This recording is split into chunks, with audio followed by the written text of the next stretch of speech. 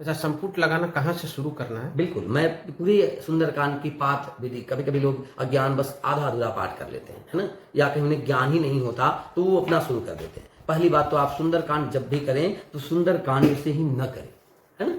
थोड़ा-सा अंतिम 2 दोहा तक आ जाते हैं किष्किंधा कांड से, है ना? सबसे पहले आप कहीं भी पूरब की ओर मुख करके या उत्तर की ओर मुख करके बैठ जाएँ। हनुमान जी को भोग लगा दें, उनकी पूजा कर लें, वंदना कर लें, उनको एक वहाँ दीपक जलाएं और कुछ फल मिठाई या घर में गेहूं के आटे का अगर वो रोट बनता है, लड्डू बनता है तो बनाए या शुद्ध लड्डू का प्रयोग करें। ना हो तो फिर आप कोई भी काजू किशमिश थोड़ा सा भोग लगा दें और भोग लगाकर हनुमान जी को प्रणाम कर और फिर उसके बाद आप एक बार कर जोड़ कर भगवान प्रभु राम का ध्यान करें। राम का ध्यान करें। आप सुंदरकांड के भी पद से ध्यान कर सकते हैं कि प्रणव पवन कुमार खलबल पावक ज्ञान घना जासु हृदय अगार बसही राम सर चाप धरा। ऐसे कर प्रभु राम का ध्यान करें। उसके बाद इस दोहा से प्रारंभ करें, है ना? यहाँ आपको संपुट नहीं लगाना, केवल दोहा पढ़कर चौपाइयां पढ़नी है किष्किंधा कांड की, है ना? बलि बांधत प्रभु बाधेव सो तनु बरनि न जाय उभया घरी महदिन्ही सात प्रदक्षिण धाई। इस दोहा के बाद कुछ चौपाई उसे पढ़ना है कि अंगद कही जाऊं मैं पारा जिय संशय कछु फिर तिबारा। यानी अंगद जी के वचन से अंगद जी कहते हैं कि मैं जाना तो संभव है लेकिन आना संभव नहीं है। क्यों नहीं संभव है? ऐसा नहीं, सामर्थ्य नहीं है, अंगद जी थक जाएंगे। लेकिन मैंने अभी इसी वीडियो में पीछे अभी बताया कि अंगद को अक्ष कुमार अगर एक थापर मार देता तो अंगद के प्राण पखेरु हो जाते। इसलिए अंगद को ये पता है, बोलते हैं मैं तो चला जाऊंगा, वहां जाने पर अक्ष कुमार मिलेगा, युद्ध होगी और कहीं थप्पड़ उसका पड़ गया तो मैं वहीं रह जाऊंगा। इसलिए कहते हैं कि आने में थोड़ी संशय है। कहीं अंगद और अक्ष कुमार की भिड़ंत हो गई और कहीं मैं नहीं जीत पाया तो आने में संशय। यहां से प्रारंभ करते हैं हम और प्रारंभ करने के बाद चौपाई के बाद दोहा चौपाई कुछ है, उसके बाद छंद है, उस छंद का हम पाठ करते हैं, है ना? कपि सेन संग संहारि निशिचर रामु सीतहि आनी है त्रैलोक्य पावन सुजसु सुर मुनि नारदा दिबखानी है जो सुनत गावत कहत समुझत परम पद नर पावई रघुवीर पद पाथोज मधुकर दास तुलसी गावही।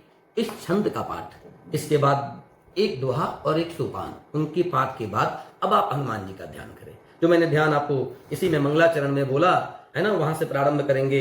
शांतम शाश्वतम इत्यारभ्य, यहां से प्रारंभ करके, है ना, वात जातम नमामि, इन 3 मंगलाचरण ध्यान को पढ़कर हनुमान जी को प्रणाम करें। और प्रणाम करने के बाद फिर आप जामवंत के वचन सुहाए संपुट लगाना, सुनि हनुमंत हृदय अति भाए, ऐसे आप इन चौपाइयों का पार करते हुए प्रथम दोहा पर जाएंगे, है ना। हनुमान ते पर साकर पुण्य किन्ह प्रणाम राम काजु किन्हे बिनु मोहि कहाँ विश्राम। अभी दोहा के पहले आपको संपुट लगाना है।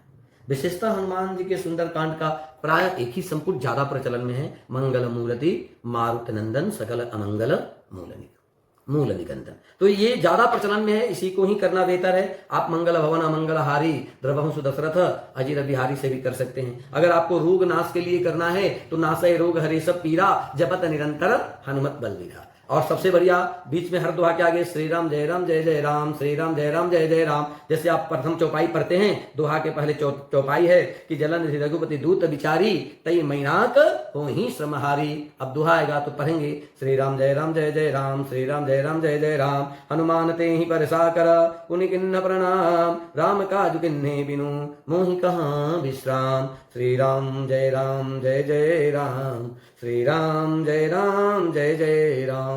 तो ऐसे इससे करे संपुट। या मंगल मूर्ति मारुत नंदन सकल मंगल मूल निगंदन, तो इन्हीं 2-3 दुआओं से कर सकते हैं, है ना। तो फिर एक बार में एक ही संपुट लगाना, एक ही संपुट, 2-3 साथ नहीं, कोई एक, है ना, कोई एक करें। आप निष्काम भाव से श्री राम जय राम से करें, बहुत अच्छा है। राम नाम आता है तो प्रभु को राम नाम से प्रसन्नता होती है, हनुमान जी और खुश हो जाते हैं, उनमें ऊर्जा आ जाता है। ऐसे भी सुंदरकांड पूरा राम नाम को ही समर्पित है ना, क्योंकि हनुमान जी जब निकलते हैं और जब उड़ते हैं, वह लंका के लिए चल देते हैं, तब क्या होता है?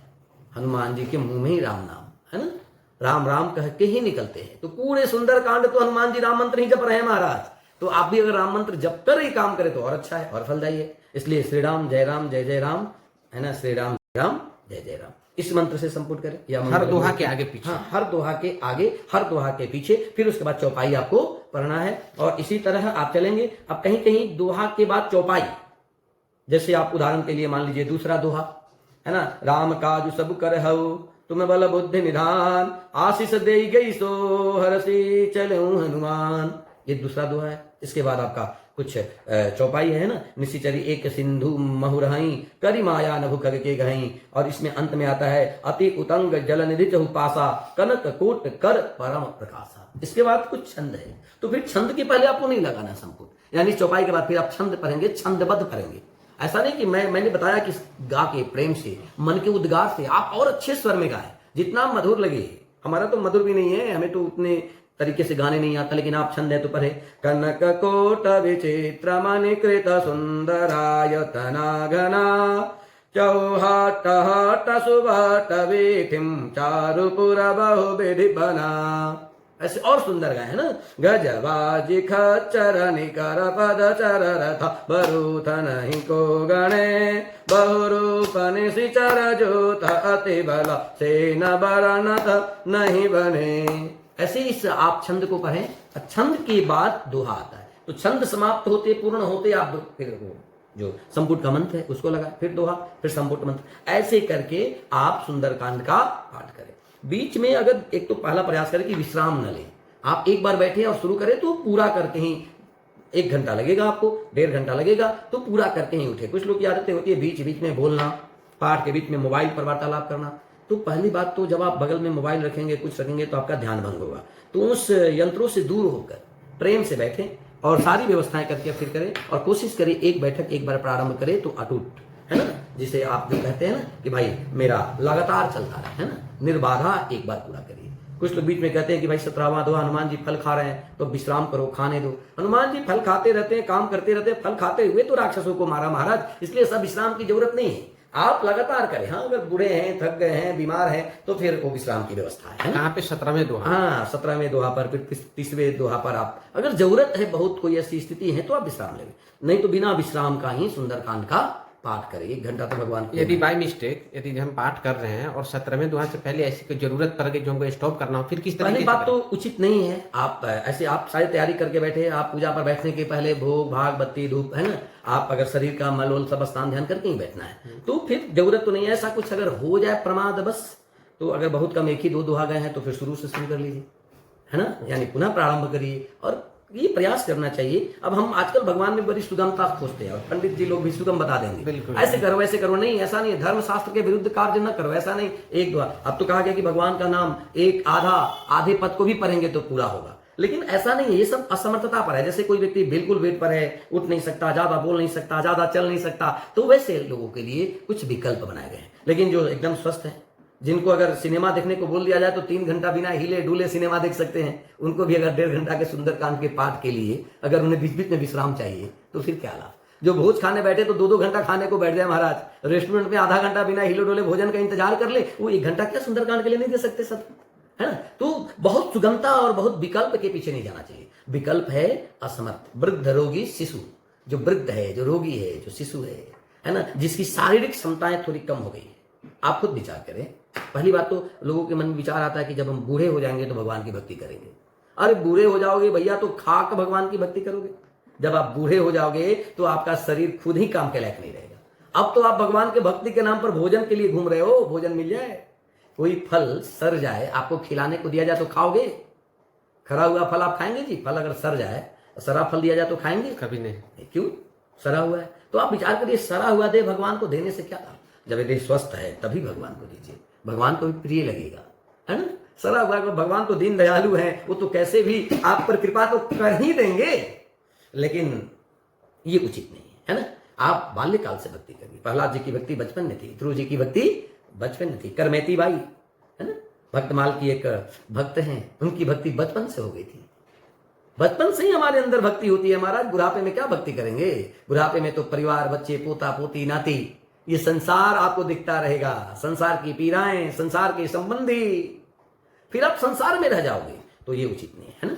तो ऐसे आप निरंतर करें, है ना, आप जो है सो सतत करें, बीच में बहुत ज्यादा विश्राम वगैरह का प्रयास न करें। पाठ के बीच में बहुत बोलना, अनर्गल भी करना पाठ को भंग करता है, दूषित करता है, भंग हो जाता है पाठ। इसलिए बिना बोले ही और प्रेम से ही पाठ करना ये ज्यादा उचित है। तो सुंदरकांड का ऐसे जो पाठ करे, तो लास्ट में किस तरह काम करना है? दोहा ऐसे लास्ट पाठ तक है? बिल्कुल बिल्कुल, आप मैंने बताया दोहा के आगे पीछे, और जब आप ऐसे जाएंगे तो पूरे सुंदरकांड में जो है आपके 60 दोहा है ना, 60 और 60 हाँ 60 और 60 दोहा है। अंत में एक छंद है ना, सोपान चौपाई के बाद छंद है कि निज भवन गवनेउ सिंधु श्री रघुपति ही यह मत भावो, है ना, निज भवन गवनेउ सिंधु श्री रघुपति ही यह मत भायऊ, यह चरित कलिमल हर जथामति दास तुलसी गायऊ। यह जो भगवान सुंदरकांड की जो यह कथा है ना, यह जो सुंदरकांड की भक्ति है, यह जो चरित है हनुमान जी का, राम जी का, जगदम्बा का, ये जो चरित है यह क्या है? तुलसीदास जी महाराज रोज अपने घर में गाते हैं। और यह कलिमल, ये जो कलिमल है ना, कली का जो यह पाप रूप मल है, जो कली से हम विषाक्त हो गए हैं, उसको हरता है और हमें पवित्र करता है। जैसे आदमी के शरीर से गंध आता है, पसीना आ जाता है, तो आदमी साबुन से नहा लेता है और नहाकर थोड़ी देर के लिए स्वच्छ हो जाता है, फिर पसीना आएगा, गंदगी आ जाएगी। लेकिन ये जो रामचरित मानस है या जो सरोवर है, इसमें हम एक बार डुबकी लगा लें, एक बार सुंदरकांड में आनंद ले लें, तो यह कली मल को वैसे दूर कर देता है जैसे सिंह के हुंकार से सियार भाग जाता है ना, वैसे कलियुग हनुमान जी के नाम से भी भाग जाता है, इस सुंदरकांड के पाठ से भाग जाता है ना। और मनुष्य का ये जो मन है ना, वो राम का घर बन जाता है, राम इस हृदय में निवास कर जाते हैं। कैसे निवास करते राम जी? अकेला नहीं निवास करते, अपनी जगदम्बा के साथ, हनुमान जी के साथ, लक्ष्मण जी के साथ, अपने समस्त पार्षदों के साथ, जो राम सभामय रूप में है, वैसे भक्तों के हृदय में निवास कर जाते हैं और हनुमान जी करवा देते हैं अपने इस चरित्र से। इतनी दिव्य इस चरित्र की महिमा है ना। और सुंदरकांड के 60वें दोहे में, अंतिम दोहे में इसका जो फलश्रुति है, फलश्रुति मतलब क्या विशेष लाभ है, वह बताया गया है ना। गोस्वामी बाबा कहते हैं कि सकल सुमंगलदायक रघुनायक गुणगान, सादर सुनहि ते तरही भव सिंधु बिना जल जान। क्या सुंदर बात गोस्वामी पाद जी कहते हैं कि सकल सुमंगलदायक, संसार के जितने मंगल हैं, जितने मंगल हैं, धर्म अर्थ काम मोक्ष, सब प्रकार के मंगल को देने वाला यह रघुनाथ जी का गुणगान है ना। और जो इसको सुनता है, सादर सुने, जो इसको सुनता है, इसमें एक बात ध्यान रखना है, आप सुंदरकांड का जो पाठ करते हैं, पाठ के साथ अगर आप इस सुंदरकांड को सुनते भी हैं, एक योग्य विप्र से, जो भगवान का भक्त हो, जिसके अंदर विकृतियां ना हो। आज गौतम ऋषि के श्राप से ब्राह्मण भी ब्रह्म राक्षस हुए, क्योंकि उनकी प्रवृत्तियां दूषित होते चली जा रही है, खान पान सब अपवित्र बनाते जा रहे हैं, ब्राह्मणत्व का स्वयं ह्रास करते जा रहे हैं, आडंबरवादी पाखंडवादिता को ग्रहण कर रहे हैं। इनसे मुक्त ब्राह्मण के चरण में जाइए, ब्राह्मण सदैव पूजनीय है, ब्राह्मण से पवित्र तो कुछ है ही नहीं। इस कलियुग में, कलियुग के प्रभाव को ब्राह्मण मिटा भी सकता है, अपने वह मंत्र और शक्तियों से आपके समस्त कार्य को सिद्ध कराने में समर्थ है। यद्यपि वह ब्राह्मण त्रिकाल संध्या युक्त हो, कम से कम त्रिकाल गायत्री जपे, संध्या बंदन करे, अपने आचरण खान पान को पवित्र रखे, स्वयं को कलंक रहित रखे, स्वयं को कलुषित वातावरण, अपवित्र भोजन आदि से दूर रखे, तो आज भी ब्रह्म तेज है। आज भी ब्रह्म तेज के सामने वशिष्ठ का सेना फेल हो जाता है। विश्वामित्र, गलती क्षमा चाहते हैं, वशिष्ठ के सामने विश्वामित्र की सेना एक दंड के सामने भाग गई थी, लेकिन वो ब्रह्म तेज व्रतधारी होना चाहिए ना।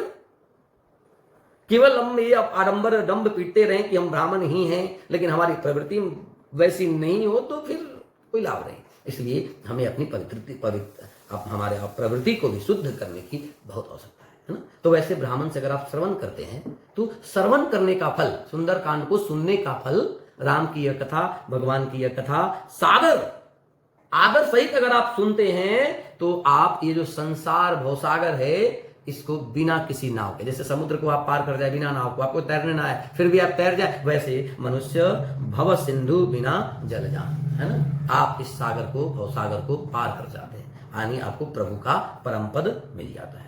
तो ऐसे सुंदरकांड करें। सुंदरकांड को प्रारंभ करने के पहले हनुमान चालीसा का पाठ करें, और जब ये पूरा हो जाए तो अंत में भी हनुमान चालीसा का पाठ करें। कारण हनुमान चालीसा क्या है कि ये समझना है जंगल, हरे भरे वृक्ष को देखकर उनके मन में प्रसन्नता आ गई कि अब लगता है कि इस लंका में निशाचर का जहां निवास है वहां कोई सज्जन भी, यहाँ सज्जन आ गया, कोई सज्जन तो है। तो अगर सज्जन है तो हमारी वैदेही जानकी जी भी ठीक होंगे। गोस्वामी जी कहते हैं कि लंका निशाचर निकर निवासा, यहाँ कहां सज्जन कर वासा। सज्जन का वासा होगा नहीं, है तो हमारी जानकी जी ठीक है। और तब उन्होंने भेंट हुई है ना विभीषण जी से। छठे दोहा में कहते भी हैं कि तब हनुमंत कही सब राम कथा निज नाम, सुनत जुगल तन पुलक मन मगन सुमिरी गुणग्राम।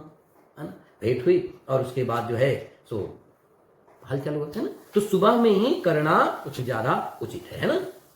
सुबह करेंगे तो सुबह सुबह भेंट हुई थी, और भेंट हुई तो कुशल पूछा गया, विभीषण जी हनुमान जी का मिलन हुआ है ना, सब हालचाल हुआ और ऐसे हुआ। तो ये ज्यादा बेहतर है कि आप सुबह में। अच्छा, घर पे बैठकर करना और मंदिर में, दोनों में क्या अंतर है? ज्यादा फायदा, ज्यादा सही कहाँ? आप घर या मंदिर से मतलब नहीं, आप मंदिर में भी गए और आपका मन अशांत है।